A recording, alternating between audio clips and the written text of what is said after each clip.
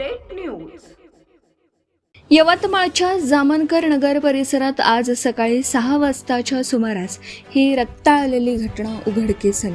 मृत सचिन राठोडच्या छातीवर आणि पोटावर चाकूने सपासप वार करण्यात आले होते, ज्यामुळे त्याचा घटनास्थळीच मृत्यू झाला।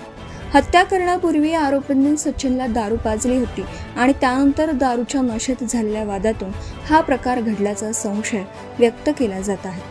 घटनेची माहिती मिळताच अवधूतवाडी पोलिसांनी तातडीने चक्र फिरवून 2 संशयितांना ताब्यात घेतलं आहे, तर काही आरोपी अद्याप फरार आहेत। या घटनेतील आरोपी हे गुन्हेगारी प्रवृत्तीचे असल्याची चर्चा असून अवधूतवाडी पोलीस ठाण्याचे पोलीस निरीक्षक राजेंद्र काळे यांच्या मार्गदर्शनाखाली पोलिसांचे पथक फरार आरोपींचा शोध घेत आहे।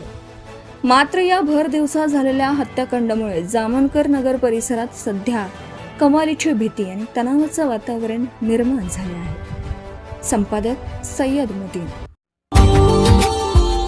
Subscribe now and press the bell icon. Never miss an update.